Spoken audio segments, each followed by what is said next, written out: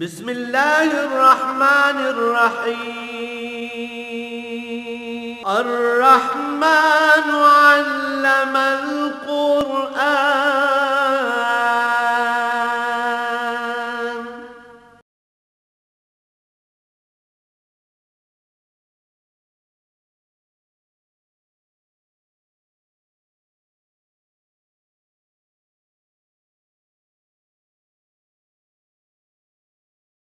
الحمد للہ رب العالمین والصلاة والسلام علی حبیبہ محمد وآلہ وصحبہ اجمعین۔ اعوذ باللہ من الشیطان الرجیم، بسم اللہ الرحمن الرحیم۔ ان الذین اتخذوا العجل سینالهم غضب من ربهم وذلۃ فی الحیاۃ الدنیا وکذالک نجزی المفترین۔ والذین عملوا السیئات ثم تابوا من بعدها وآمنوا ان ربک من بعدها لغفور رحیم۔ اللہم سبحانک لا علم لنا الا ما علمتنا انک انت العلیم الحکیم۔ مولایا صلی وسلم دائما ابدا علی حبیبک خیر الخلق کلہم۔ فرمایا جن لوگوں نے بچھڑے کی پوجا کی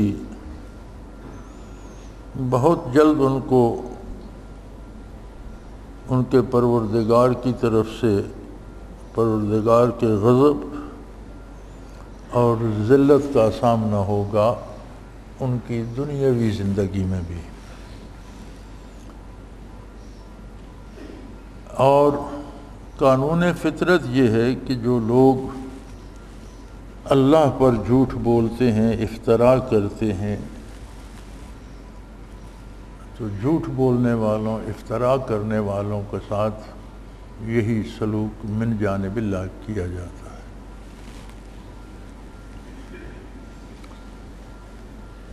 دو باتیں اس آیہ کریمہ میں ہیں۔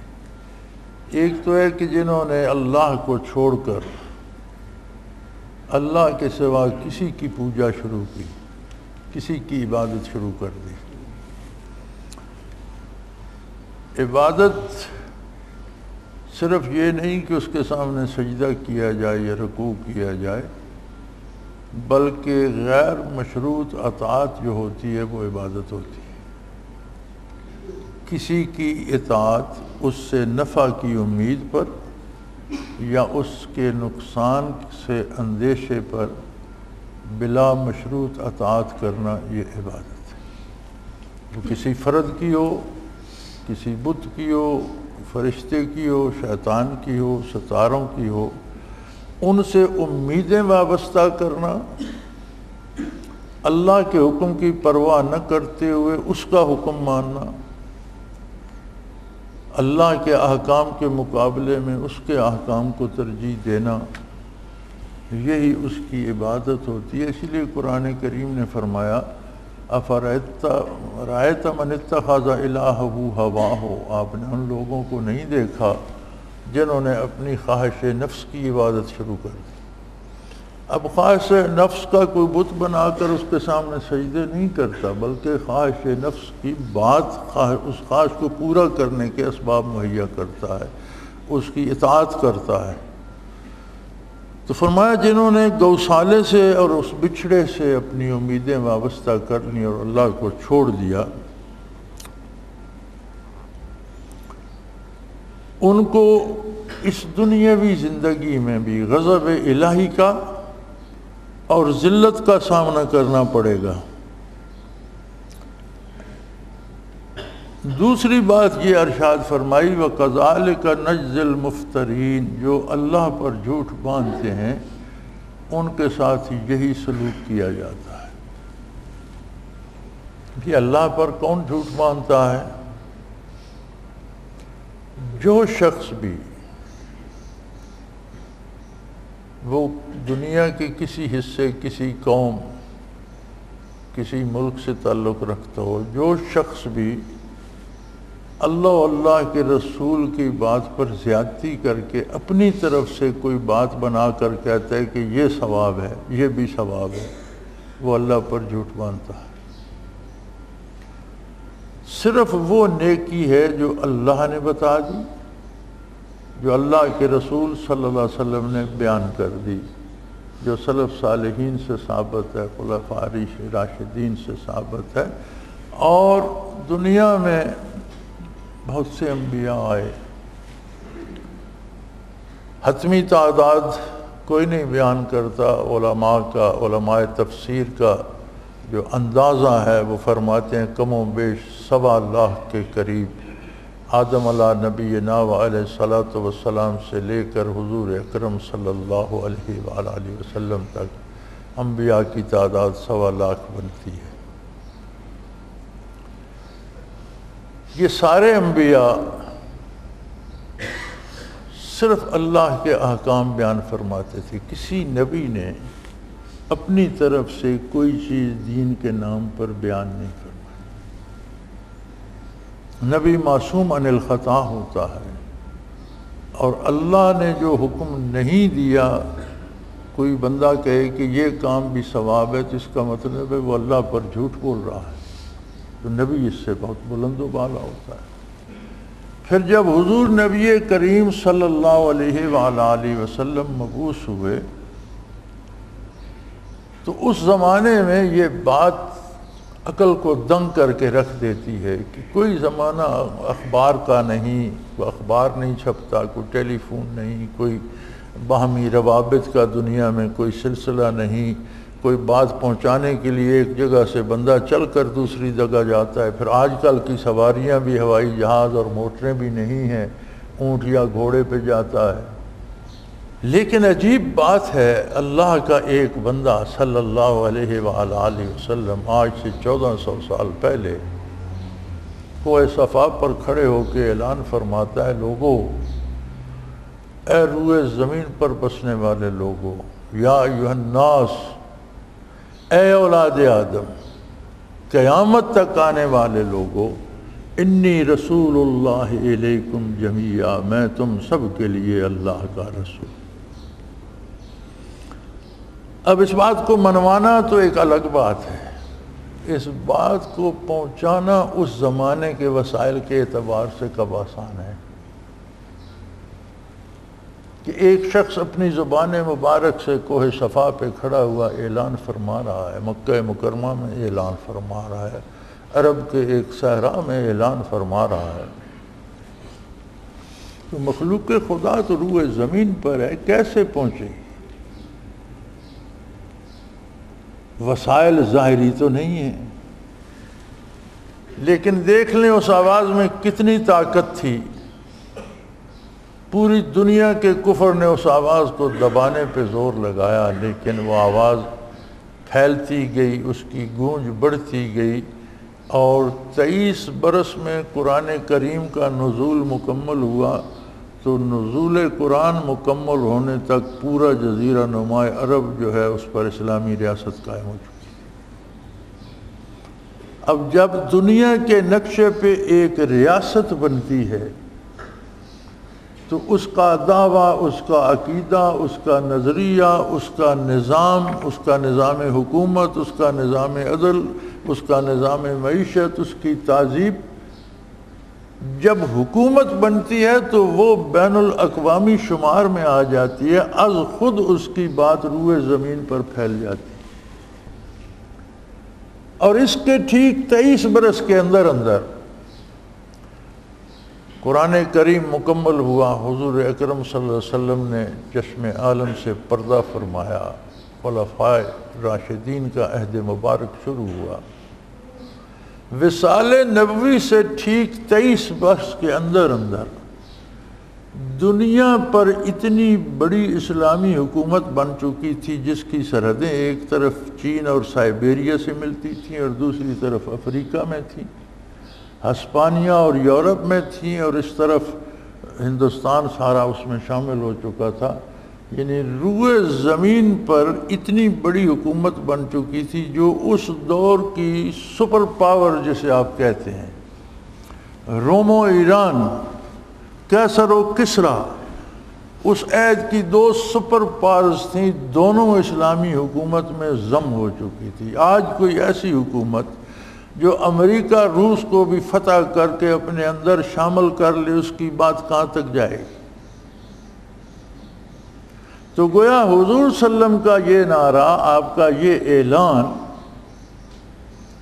چند برسوں میں روئے زمین پر پھیل گیا۔ بعد میں ٹیلی فون بنے، بعد میں اخبار آئے، بعد میں موٹریں بنی، بعد میں جہاز بنے، لیکن اللہ کریم نے وہ اعلان جو اللہ کا ایک بندہ، یہ پورا آسمان اس بات کا گواہ ہے کہ ایک وقت ایسا بھی تھا جب حضور اکیلے تھے روئے زمین پر، دوسرا اللہ کا نام جاننے والا کوئی نہیں تھا۔ پھر خواتین میں سے حضرت خدیجہ رضی اللہ تعالیٰ عنہ، مردوں میں سے ابو بکر صدیق رضی اللہ تعالیٰ عنہ، بچوں میں سے حضرت علی رضی اللہ تعالیٰ عنہ، پھر ایک ایک ایک ایک شامل ہوتے گئے، اور یوں بنتے بنتے ایک ایسا قافلہ بنا جس نے روح زمین کو انقلاب آشنا کر۔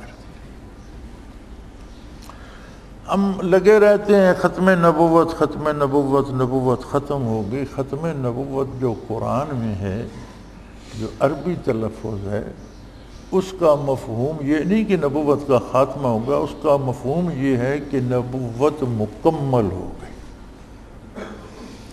اس کی تشریح خود حضور اکرم صلی اللہ علیہ وسلم نے فرمائی ہے۔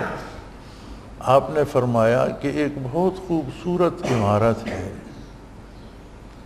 اس میں ایک اینٹ کی، ایک سل کی جگہ خالی ہے، باقی ساری عمارت مکمل ہے، کھڑکیاں، دروازے، فرش، چھت، ہر چیز، پوری عمارت مکمل ہے، لیکن ایک طرف اس کی دیوار میں، مرکز میں، عین مرکزی دیوار میں ایک جگہ، ایک سل کی جگہ خالی ہے۔ جب دیکھنے والا اس ساری عمارت میں پھرتا ہے، اس کے ارد گرد پھرتا ہے، تو کہتا ہے اس میں تو یہ ایک جگہ خالی ہے، یہ کمی ہے۔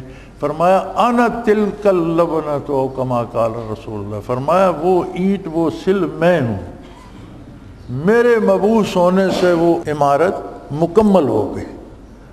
اب اس پر مزید کسی تعمیر کی، کوئی اینٹ پتھر لگانے کی ضرورت باقی نہ رہی، لہذا بعثت آقا نامدار نے نبوت کو مکمل کر دیا۔ ختم نبوت سے کیا مراد ہے؟ وخاتم النبیین، نبوت کو مکمل کرنے والے ہیں۔ اب اس کے بعد کوئی نیا نبی نہیں آئے گا۔ جو بھی نبوت کا دعویٰ کرے گا وہ کذاب ہوگا، ملعون ہوگا، الف بے جیم کوئی ہو۔ جو بھی آپ کی بعثت کے بعد نبوت کا دعویٰ کرے گا وہ کذاب ہوگا، جھوٹا ہوگا، اور علماء نے لکھا ہے کہ جو نبوت کا دعویٰ کرتا ہے وہ تو کافر ہے ہی، جو اسے مانتا ہے وہ بھی کافر ہے۔ کوئی اس سے یہ سوال کرتا ہے کہ تیری نبوت کی کیا دلیل ہے تو وہ بھی کافر ہے۔ جھوٹے نبی سے نبوت کی دلیل مانگنے والا بھی کافر ہے، کہ اس کے خیال میں بھی نبوت کی تکمیل پر یقین نہیں، یہ سمجھتا ہے کہ اس کے پاس اگر دلیل ہو تو نبی ہو سکتا ہے۔ تو اس کا مطلب ہے جو تکمیل نبوت تھی اس پر اس کا بھی ایمان نہیں، یہ بھی کافر ہے۔ حتیٰ کہ یہاں تک کہ ایک دفعہ سیدنا فاروق اعظم کو صحابہ مسجد نبوی میں تشریف فرما تھے، اور کچھ اوراق، پھٹے پرانے اوراق تھے، وہ کچھ دیکھ رہے تھے۔ حضور اکرم صلی اللہ علیہ وسلم جلوہ افروز ہوئے۔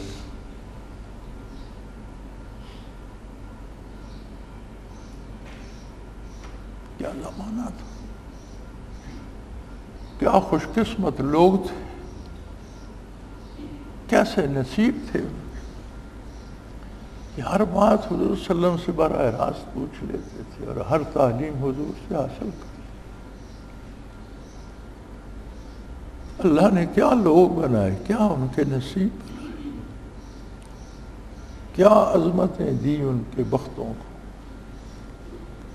تو حضور صلی اللہ علیہ وسلم نے پوچھ لیا کیا ہو رہا ہے؟ یا رسول اللہ، یہ تورات کے کچھ پرانے اوراق ملے ہیں، اور ہم اسے دیکھنا چاہ رہے ہیں کہ تعلیمات تورات کی اور موسیٰ علیہ السلام کی کیا تھی۔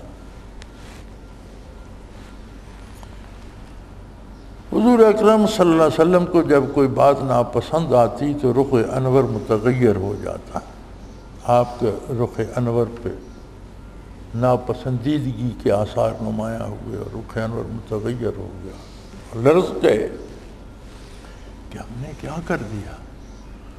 آپ نے فرمایا آج اگر موسیٰ علیہ السلام دنیاوی زندگی کے ساتھ دنیا پہ موجود ہوتے لما وسعہ الا اتباعی، تو میرے اتباع کے علاوہ ان کے پاس کوئی چارہ کار نہ ہو۔ تم پرانے تورات کے کیوں لیے بیٹھے ہو؟ خود موسیٰ اگر آج تمہاری جگہ ہوتے تو صرف ایک راستہ تھا ان کے پاس کہ میرا اتباع کر لیتے۔ عیسیٰ علیہ السلام زندہ ہیں الحمدللہ، آسمانوں پر ہیں، ما قتلوہ وما صلبوہ، نہ انہیں کسی نے صلیب کیا، سولی چڑھایا، نہ انہیں کوئی قتل کر سکا، بل رفعہ اللہ علیہ، اللہ نے انہیں اپنے پاس اٹھا لیا۔ حدیث شریف میں وارد ہے دوبارہ دنیا پہ نازل ہوں گے، تشریف لائیں گے، دنیا پہ رہیں گے، شادی کریں گے، وصال ہوگا اور روضہ اطہر میں دفن ہوں گے، ساری پیشگوئی حدیث میں موجود ہے۔ اور کمال ہے 1400 سال ہو گئے روضہ اطہر میں حضور آرام فرما ہیں، ابو بکر صدیق ہیں، سیدنا فاروق اعظم ہیں، اور ایک قبر کی جگہ خالی ہے۔ بڑی بڑی ہستیاں سیدنا عثمان، حضرت علی، حضرت حسنین کریمین، آپ کے جگر گوشے جنت البقیع میں دفن ہوتے رہے۔ حضرت حسن کی قبر بھی جنت البقیع میں ہے، حضرت عثمان کی قبر بھی جنت البقیع میں ہے، حضرت علی رضی اللہ تعالیٰ عنہ کی قبر اور حضرت حسین کی یہ دو قبریں نامعلوم ہیں۔ اور ویسے لوگوں نے مقابر بنائے ہوئے ہیں لیکن جگہ جگہ بنائے ہوئے ہیں، یہ نامعلوم ہے، کسی کے علم میں نہیں۔ لیکن وہاں اور کوئی چوتھا بندہ دفن نہیں ہوا۔ حضور نے فرمایا یہاں عیسیٰ علیہ السلام دفن ہوئے۔ تو جب دنیا پہ تشریف لائیں گے تو وہ تو صاحب کتاب نبی ہیں، ان پہ تو انجیل نازل ہوئی تھی، تو کیا انجیل کی پیروی کریں گے؟ نہیں، محمد الرسول اللہ کے قرآن اور حدیث کی پیروی کریں گے۔ نبوت ان کی، بحال عظمت ان کی وہی جو نبی کی ہوتی ہے، مقام ان کا وہی جو صاحب کتاب رسول کا ہے، لیکن عمل محمد الرسول اللہ کے احکام پہ کرنا پڑے گا، پیروی آپ کی کرنی پڑے گی۔ تو اب بتائیے کہ دنیا میں اگر نبی برزخ سے واپس آ جائیں، رسول واپس آ جائیں، وہ رسول آ جائے جو کلیم اللہ ہے، اور وہ اپنی گدری لے کر طور پہ چلا جائے اور بیٹھ کے اللہ سے بات شروع کر دے اور پوچھے بار الہ آپ نے مجھے دوبارہ دنیا پہ بھیج دیا، اب ارشاد فرماؤ مجھے کیا کرنا ہے، تو حکم ہوگا جو محمد الرسول اللہ نے فرمایا وہ کرنا ہے، کوئی نئی بات نازل نہیں ہوگی۔ تو جہاں انبیاء رسل کا یہ حال ہے، وہاں ماں و شما اپنی مرضی کریں گے تو کیا ہوگا؟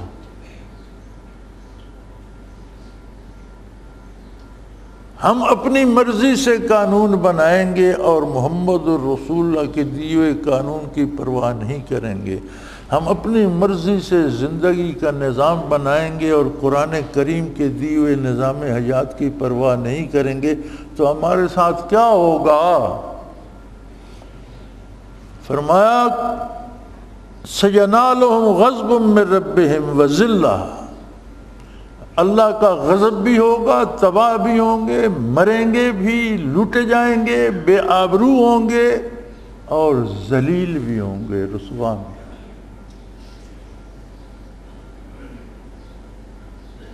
آج ہمارے ساتھ کیا ہو رہا ہے؟ ان میں سے کوئی بات ہے جو ہم پر نہیں بیت رہی؟ وجہ یہ ہے کہ ہم نے اللہ کے قانون کو ٹھکرا دیا ہے، چھوڑ نہیں دیا، ٹھکرا دیا ہے۔ کہتے ہیں قابل عمل ہی نہیں۔ چھوڑ دینا ایک اور بات ہوتی ہے، لیکن اسے حق تو مانا جائے، یہ تو کہا جائے جو میں کر رہا ہوں یہ غلط ہے، سچ وہ ہے، حق وہ ہے جو قرآن میں ہے، جو سنت میں ہے، جو حضور نے فرمایا وہ حق ہے، میں غلطی کر رہا ہوں، پھر بھی گنجائش ہے۔ لیکن یہاں تو سیدھا سیدھا کہہ دیا جاتا ہے یہ قدامت پسند ہیں جی، 1400 سال پرانی باتیں کرتے ہیں۔ ارے کوئی نبی کریم صلی اللہ علیہ وسلم 100 سال 200 سال کے لیے مبعوث ہوئے تھے، وہ تو بعثت سے قیامت تک کے لیے رسول ہیں۔ کیا آج کوئی یہ کلمہ پڑھتا ہے کہ محمد الرسول اللہ صلی اللہ علیہ وسلم اللہ کے رسول تھے؟ ہے کوئی ایسا؟ ہر کلمہ گو کہتا ہے اللہ کے رسول ہیں، محمد الرسول اللہ، آج بھی اللہ کے رسول ہیں۔ کوئی تھے کا کوئی کانا کا لفظ لگاتا ہے، کانا محمد رسول اللہ؟ کوئی کہتا ہے کہ کبھی تھے؟ کوئی ایسا کلمہ ہے؟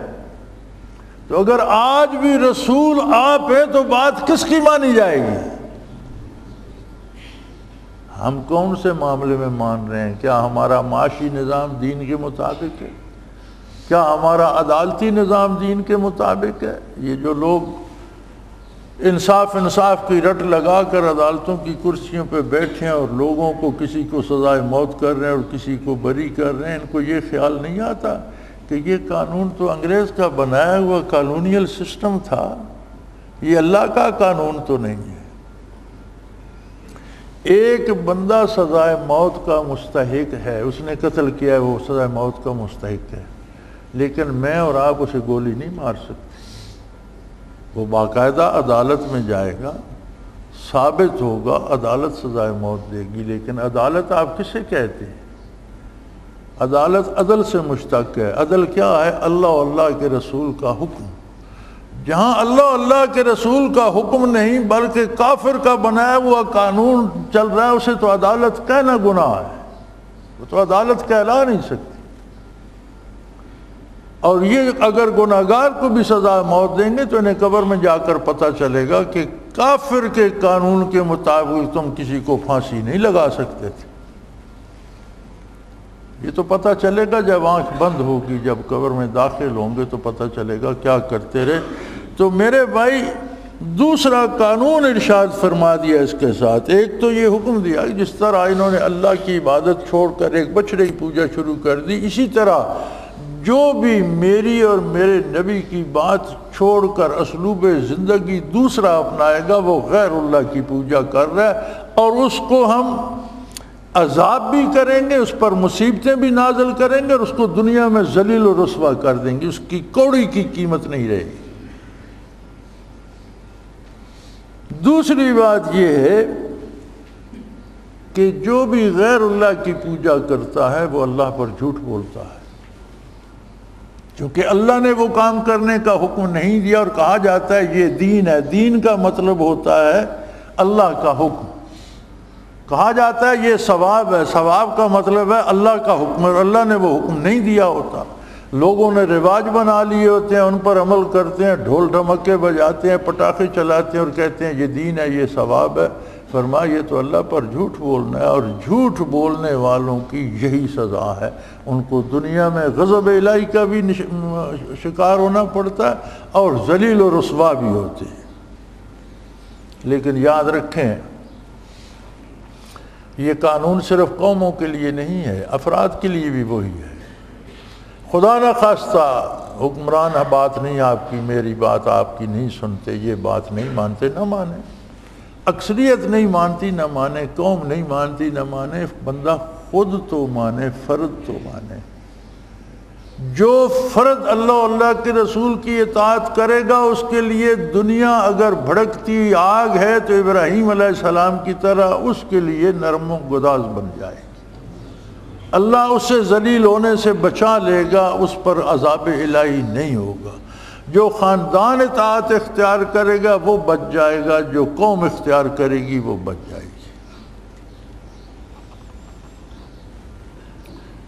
ہاں فرمایا ایک دروازہ ہے، والذین عملوا السیئات، جو لوگ برائی کرتے ہیں، گناہ کرتے ہیں، غلط کام کرتے ہیں، ثم تابوا، ان کے لیے ایک دروازہ ہے، توبہ کر لیں، اپنے غلط ہونے کا اقرار کریں، اللہ کے رسول کے احکام کا برحق ہونے کا اقرار کریں، اور اللہ سے معافی مانگیں اور آئندہ اتباع رسالت اختیار کر لیں، اس خرافات کو، اس عمل کو چھوڑ دیں۔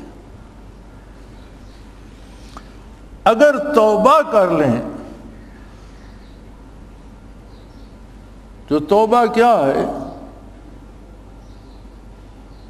ثم تابوا من بعدها وآمنوا، توبہ یہ ہے کہ پھر اللہ اور اللہ کے رسول کی بات پر ایمان لے آئیں، یقین کر لیں، اور ایمان وہ ہوتا ہے جو عمل پر مجبور کر دے۔ آپ نے دیکھا قرآن کریم میں آمنو کے ساتھ جگہ جگہ عامل الصالحات آیا ہے۔ ایمان کی شرح یہ ہے کہ جب ایمان لاتا ہے تو پھر نیکی کرتا ہے، برائی سے بچنے کی کوشش کرتا ہے، بچ جاتا ہے۔ ایمان کا تقاضا ہے کہ اللہ اور اللہ کے رسول کا حکم مانا جائے۔ توبہ کر لیں اور اپنا عقیدہ درست کر لیں، اور آئندہ زندگی میں میرے حبیب کی پیروی اختیار کر لیں، تو فرمایا میری رحمت اتنی وسیع ہے کہ میں معاف کر، بڑے سے بڑے گناہ معاف کروں۔ بنی اسرائیل نے توبہ کی، جن کا ذکر چل رہا ہے، گوسالے کی پوجا سے توبہ کی، لیکن ان کی توبہ اتنی جلدی قبول نہیں ہوئی۔ فرمایا فَاقْتُلُوا أَنفُسَكُمْ ذَلِكُمْ خَيْرٌ لَكُمْ عِنْدَ بَارِئِكُمْ، تمہارے پروردگار کے نزدیک یہ بات پسند کی گئی ہے کہ جنہوں نے گوسالے کو سجدہ کیا ان کی گردنیں اڑا دو۔ اگر وہ توبہ کرنا چاہتے ہیں تو گردن نیچی کر کے کھڑے ہو جائیں، جنہوں نے سجدہ نہیں کیا ان کی گردن اڑا دیں، بیٹا باپ کی گردن کاٹ دے، باپ بیٹے کی، بھائی بھائی کی۔ تو بے شمار مخلوق، بہت سے لوگ قتل ہو گئے، تو موسیٰ علیہ السلام نے دعا کی، بار الہ یہ قوم تو تباہ ہو گئی، ان پر رحم فرما۔ تو اللہ کریم نے معاف کر دیا کہ جو قتل ہو گئے ان کو شہادت عطا کر دوں گا، اور جو بچ گئے ان کی توبہ قبول کرتا ہوں۔ لیکن بعض روایات میں 70,000 کا لفظ آیا ہے کہ 70,000 لوگ قتل ہو چکے تھے۔ عربی میں ایک مقولہ بھی ہے، کثرت بتانے کے لیے بھی 70 کا لفظ استعمال کر دیتے ہیں، اس سے مراد گنتی 70 نہیں ہوتی، بلکہ ہوتا ہے کہ بہت سارے لوگ مارے گئے۔ تو صحیح تعداد اللہ ہی جانے، لیکن بہت سے لوگ قتل ہو گئے، اتنا خون بہا کہ موسیٰ علیہ السلام سیری کو اپنے خیمے سے نکلے تو پاؤں کیچڑ میں دھس گیا، جو مقتولوں کے خون سے کیچڑ ہو رہا تھا۔ تو آپ نے دعا فرمائی کہ بار الہ ان پہ رحم فرما، تو ان کی توبہ قبول ہو گئی۔ لیکن بعثت محمد الرسول اللہ کے بعد اللہ کریم نے ایسی کوئی شرط نہیں لگائی کہ جنہوں نے گناہ کیے ہیں، میری نافرمانی کی ہے، میرے نبی کی نافرمانی کی ہے، وہ اپنے گلے کاٹے، نہیں۔ فرمایا خلوص سے توبہ کر لیں اور عقیدہ درست کر لیں۔ یہ شرط لگائی کہ پھر وہی رسومات کو دین نہ سمجھیں، خرافات کو دین نہ سمجھیں، وہی بات نہ کریں، بلکہ اللہ اور اللہ کے رسول کے حکم کے مطابق تابو و آمنو، توبہ کریں، اور توبہ یہ ہے کہ اپنا ایمان صحیح کر لیں۔ ان ربک من بعدها لغفور الرحیم، تو اس کے بعد تیرا پروردگار بہت بڑا بخشنے والا، بہت بڑا رحم کرنے والا ہے۔ کسی کے گناہ اس کی رحمت کو عاجز نہیں کر سکتے، کسی کے گناہ میں یہ ہمت نہیں ہے کہ رحمت الہی اسے معاف نہ کر سکے۔ اس کی رحمت بہت وسیع ہے اور اس کی بخشش بہت وسیع ہے، لیکن پھر یہ بخشش ملے گی دامان محمد الرسول اللہ صلی اللہ علیہ وسلم، جو بھی ہے جہاں بھی ہے، دامان رسالت پناہی میں آ جائے، عقیدہ درست کر لے، کردار درست کر لے، اللہ سے بخشش چاہے، اللہ مجھ سے غلطی فرمایا معاف کر دوں گا۔ سبحان اللہ، کتنا آسان راستہ اللہ کریم نے بتا دیا۔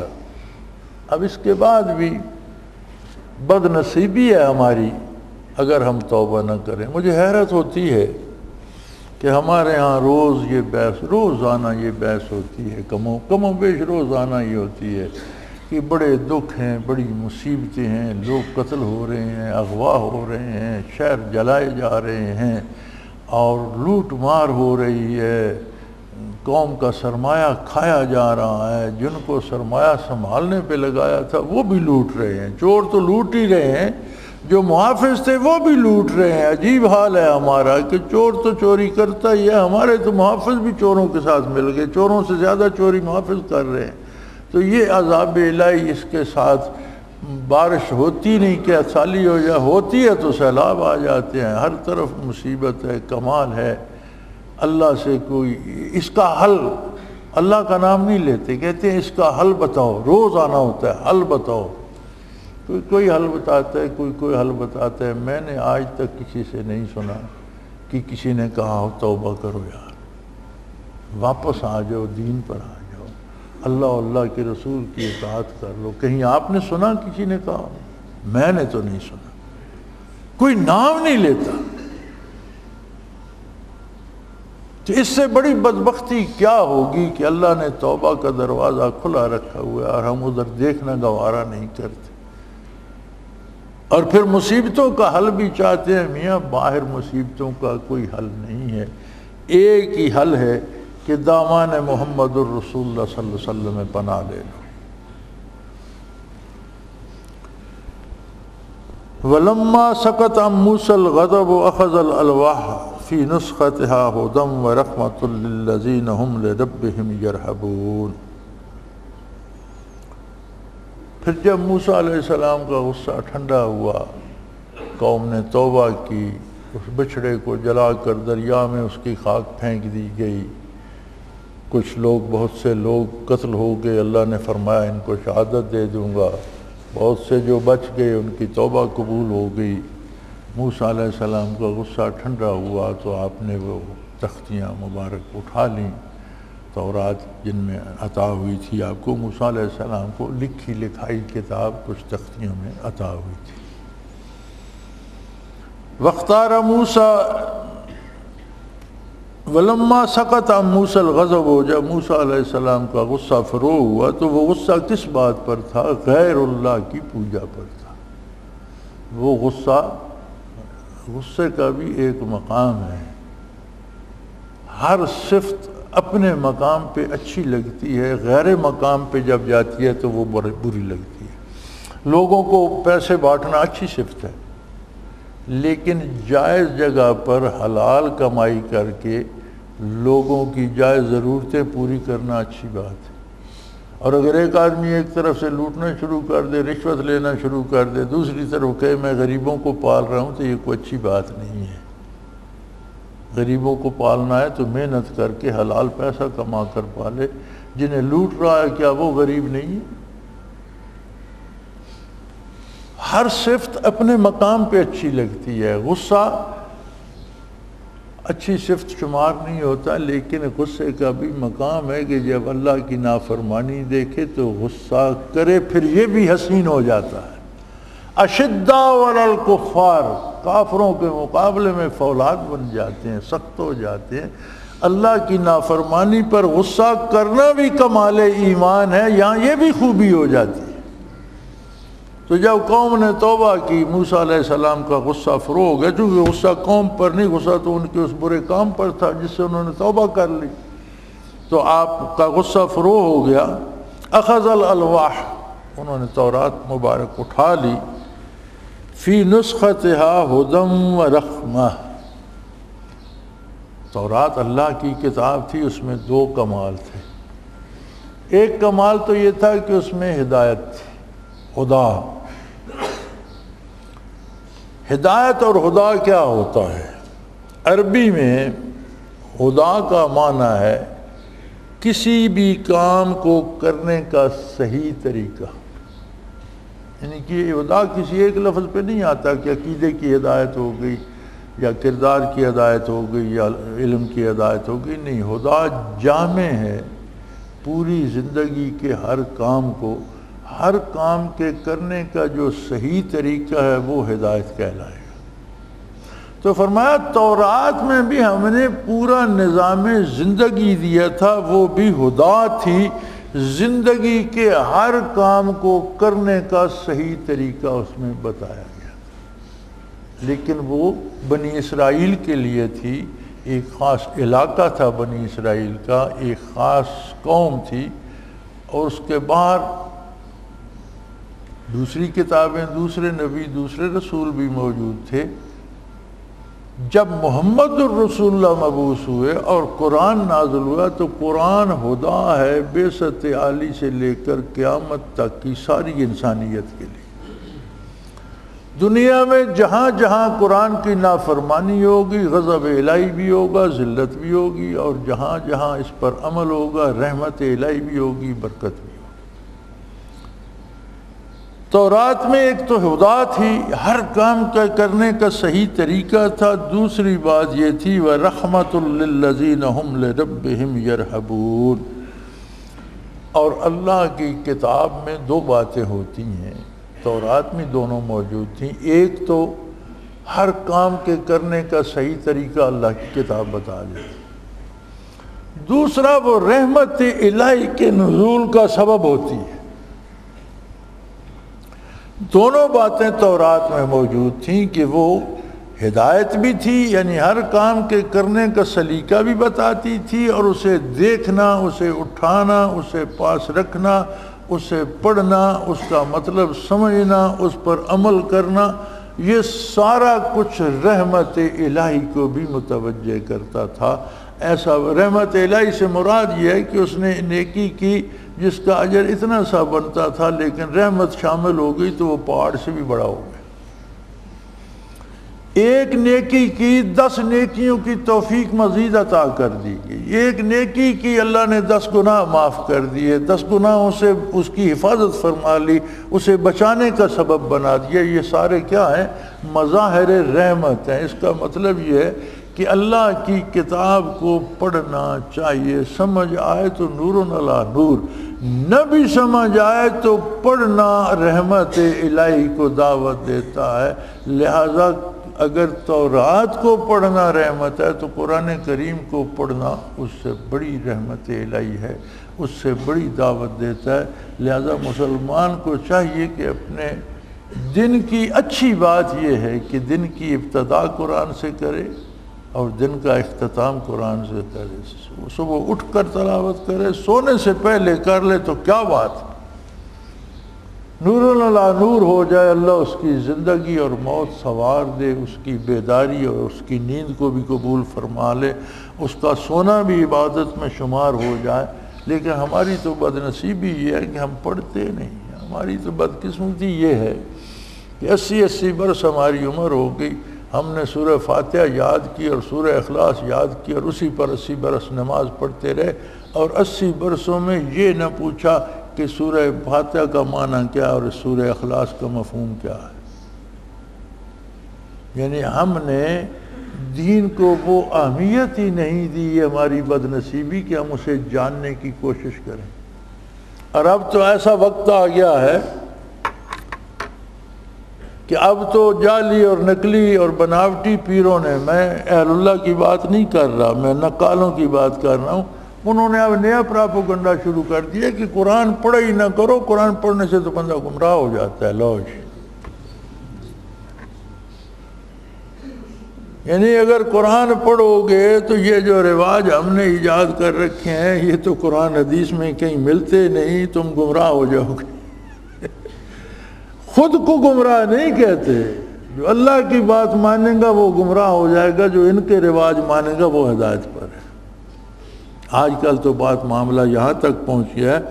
تو بہرحال چاہیے بندے کو کہ اگر سمجھ سکے تو قرآن کا ترجمہ ضرور پڑھے، ایک آیت مبارک پڑھ لے، اس کا ترجمہ اس پر غور کر لے، روزانہ ایک بھی پڑھتا رہے تو بڑی بات، زیادہ پڑھ لے تو نور علی نور ہے۔ لیکن اگر بالکل ان پڑھ ہے، ترجمہ نہیں پڑھ سکتا، سمجھ نہیں آتی، تو کم از کم قرآن تو پڑھے۔ میں نے ایسے لوگوں کی باتیں بھی سنی ہیں، ایک بندہ مجھ سے کہہ رہا تھا کہ ایک بندے کی بات کر رہا تھا کہ اس بیچارے کو پڑھنا لکھنا آتا نہیں تھا، قرآن اسے کسی نے پڑھایا نہیں تھا، لیکن اسے شوق اتنا تھا کہ وہ روزانہ قرآن لے کر بیٹھتا اور ہر سطر پہ انگلی پھیرتا اور کہتا یہ بھی سچ ہے، یہ بھی سچ ہے، یہ بھی حق ہے، یہ بھی حق ہے، یہ بھی سچ ہے۔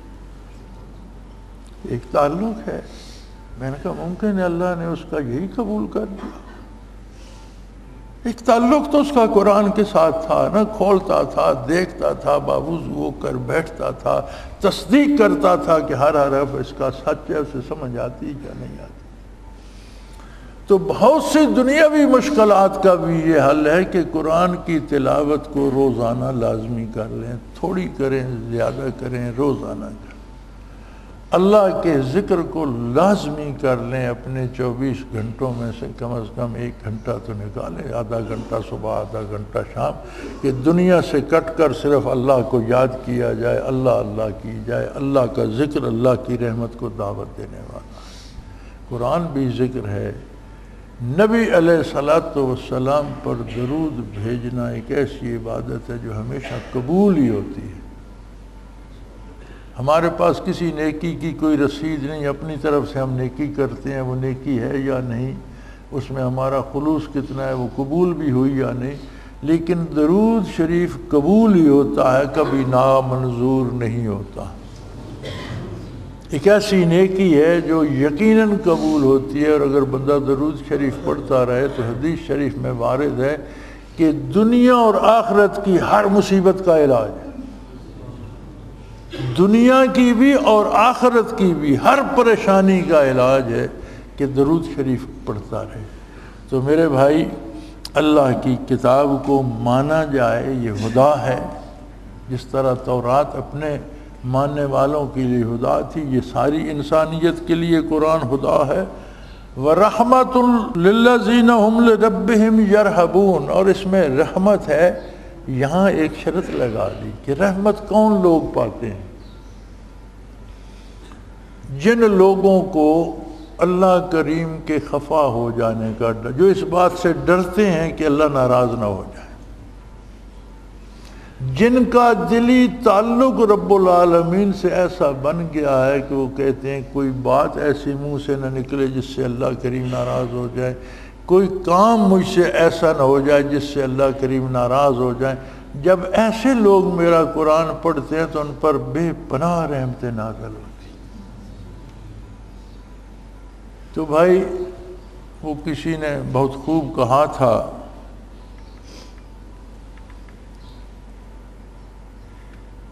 کہ میں نیک لوگوں میں سے تو نہیں ہوں، لیکن نیکوں کے لیے نیک آرزوئیں ضرور رکھتا ہوں اور تمنا رکھتا ہوں کہ اللہ مجھے لعل اللہ یرزقنی صلاحا، اللہ مجھے بھی صلاحیت اور نیکی عطا کر دے۔